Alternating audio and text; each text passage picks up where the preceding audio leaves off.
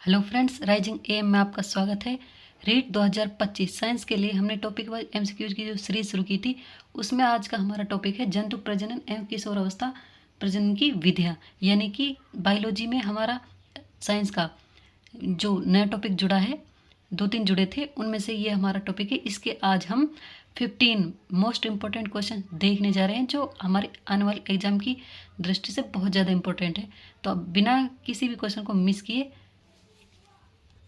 आपको पूरी वीडियो देखनी है ताकि ये क्लास आपके लिए हेल्पफुल हो सके। तो चलिए फ्रेंड्स, शुरू करते हैं। आज का हमारा पहला क्वेश्चन है, मानव शरीर में परिवर्तनों की अवस्था जिसके पश्चात वह जनन योग्य हो जाता है। यानी कि मानव शरीर में ऐसे कौन से परिवर्तन होते हैं और किस अवस्था में होते हैं जिनके पश्चात वह जनन योग्य हो जाता है, यानी कि अपनी जैसी संतान उत्पन्न करने योग्य हो जाता है। कौन सी अवस्था होती है वो? शिशुअवस्था, बी वृद्धावस्था, सी किशोरावस्था या फिर डी युवावस्था। तो हम सब जानते हैं कि किशोरावस्था यानी कि मेनली जो 11 से 18 के बीच की जो आयु होती है, उसी में लड़के हों चाहे लड़कियां हों, उनमें मेन परिवर्तन होते हैं जिनके पश्चात वो जन्म योग्य हो जाते हैं। वो अवस्था होती है हमारी किशोरावस्था, यानी कि ऑप्शन सी। अगला क्वेश्चन है, किशोर अवस्था की विशेषताएं हैं, यानी कि किशोर अवस्था की क्या क्या विशेषताएं हैं। ऑप्शन ए लंबाई में वृद्धि, स्वर में परिवर्तन, जनांगों को विकास। ऑप्शन बी शरीर आकृति में परिवर्तन और अवधि होती है इसकी 11 से 18 वर्ष।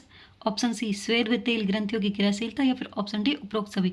तो ये सभी विशेषताएं किशोरावस्था की होती हैं क्योंकि उसमें लंबाई में वृद्धि भी होती है, स्वर में परिवर्तन, यानी लड़कियों की आवाज़ मीठी, लड़कों की आवाज़ भारी होने लग जाती है, जनांगों का विकास होता है, शरीर में बहुत सारे परिवर्तन दिखाई देते हैं।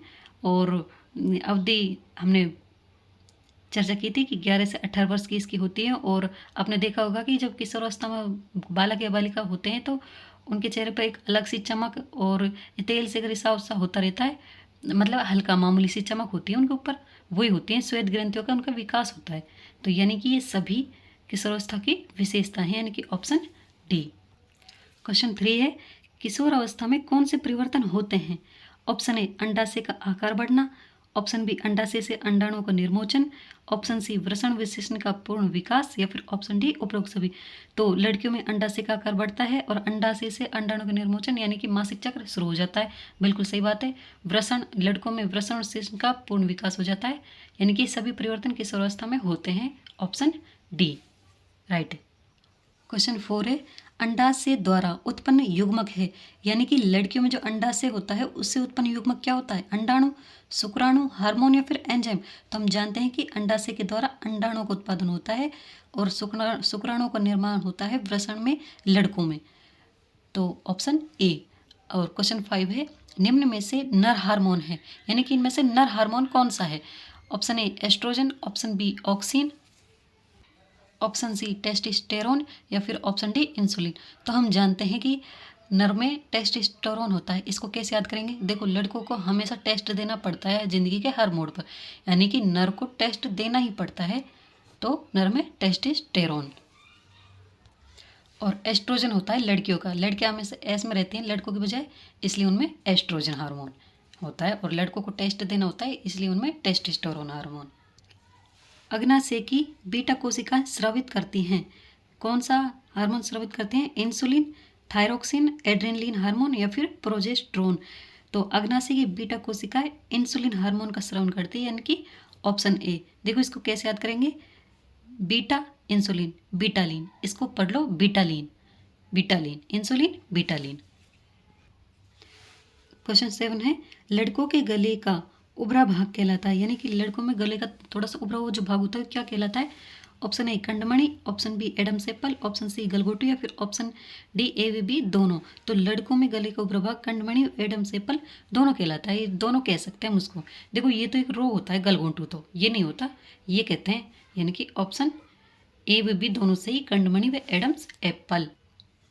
क्वेश्चन 8 है, मादा में एक अंडाणु से दूसरे अंडाणु के निर्मोचन के मध्य का समय अंतराल है, यानी कि माहवारी जिसे बोलते हैं, एक माहवारी से दूसरे माहवारी के बीच कितना गैप होता है। ऑप्शन ए 15 से 20 दिन, ऑप्शन बी 20 से 22 दिन, ऑप्शन सी 28 से 30 दिन या फिर ऑप्शन डी 30 से 40 दिन। तो सभी जानते हैं कि 28 से 30 दिन का एक पीरियड होता है, यानी कि 28 से 30 दिन में एक अंडाणु से दूसरे अंडाणु के निर्मोचन का समय लगता है। इतने दिन के बाद ही दूसरी बार मासिक चक्र आता है। क्वेश्चन 9 है, किसी स्पीसीज यानी कि जाति की निरंतरता बनाए रखने के लिए आवश्यक है। क्या आवश्यक है भाई? अगर कोई जाति अपनी निरंतरता यानी अपना वजूद बनाए रखना चाहती है तो क्या आवश्यक है? ऑप्शन ए पोषण, ऑप्शन बी उत्सर्जन, ऑप्शन सी दहन या फिर ऑप्शन डी जनन। देखो, कोई भी स्पीसीज अपनी निरंतरता तभी बनाए रखेगी जब वो अपने जैसी संतति उत्पन्न करेगी, यानी कि जनन करना जरूरी है उसका। जनन करेंगे तभी तो अपने जैसी संतान उत्पन्न करेंगे। ये आवश्यक है निरंतरता बनाए रखने के लिए। क्वेश्चन 10 है, प्रथम स्तनधारी जो क्लोन विधि द्वारा तैयार किया गया, यानी कि क्लोन विधि द्वारा सबसे पहले किस स्तनधारी को तैयार किया गया? ऑप्शन ए घोड़ा, ऑप्शन बी भैंस, ऑप्शन सी भेड़ या फिर ऑप्शन डी बकरी। तो हम जानते हैं डोली नाम की भेड़ प्रथम क्लोन विधि द्वारा तैयार की गई थी, ऑप्शन सी। क्वेश्चन 11 है, युग्मनज में से किसका निर्माण होता है? यानी कि निषेचन के पश्चात मादा में जो युग्मनज बनता है उससे किसका निर्माण होता है? ऑप्शन ए अंडाणु का, ऑप्शन बी शुक्राणु का, ऑप्शन सी भ्रूण का या फिर ऑप्शन डी युग्मक का। तो हम जानते हैं कि नर एवं मादा युग्मक अंडाणु और शुक्राणु होते हैं और इनका संलयन होता है फैलोपियन ट्यूब में, जिससे बनता है युग्मनज और युग्मनज से निर्माण होता है भ्रूण का, यानी कि ऑप्शन सी। क्वेश्चन 12 है, निम्न में से पुरुष जननांग है, पुरुष जननांग कौन सा है? ऑप्शन ए अंडवाहिनी, ऑप्शन बी अंडाशय, ऑप्शन सी वृषण या फिर ऑप्शन डी फैलोपियन ट्यूब। तो हम जानते हैं कि वृषण ये नर जननांग है, यानी कि पुरुष जननांग। अंडवाहिनी, अंडाशय और फैलोपियन ट्यूब ये तीनों महिलाओं में पाई जाती हैं, ऑप्शन सी राइट। क्वेश्चन 13 है, निषेचन की प्रक्रिया कहाँ होती है? यानी कि नर और मादा युग्मकों का संलयन कहाँ पर होता है? ऑप्शन ए आंत में, ऑप्शन बी गर्भाशय में, ऑप्शन सी फैलोपियन ट्यूब में या फिर ऑप्शन डी अग्नाशय में। तो हम जानते हैं कि मादा में होती है फैलोपियन ट्यूब, इसमें संलयन की प्रक्रिया होती है, इसे अंडवाहिनी नली भी बोलते हैं। क्वेश्चन 14, मनुष्य में गुणसूत्रों की संख्या होती है, यानी कि मनुष्य में गुणसूत्रों की संख्या कितनी होती है? Option A 23, option B 42, option C 44 या फिर ऑप्शन डी 46। तो हम जानते हैं कि मनुष्य में गुणसूत्रों की संख्या होती है 46 और जोड़े होते हैं भाई 23। कंफ्यूज मत हो जाना, गुणसूत्रों की संख्या 46 होती है और जोड़े पूछे तो 23। अगला आज का लास्ट क्वेश्चन, क्वेश्चन 15, नर व मादा युग्मकों का संलयन कहलाता है, क्या कहलाता है? निषेचन, कायांतरण, भ्रूण या फिर युग्मक निर्माण। नर और मादा युग्मकों का संलयन कहलाता है निषेचन, यानी कि फर्टिलाइजेशन। निषेचन के पश्चात बनता है युग्मनज, उससे बनता है भ्रूण। तो चलिए फ्रेंड्स, आज के लिए बस इतना ही।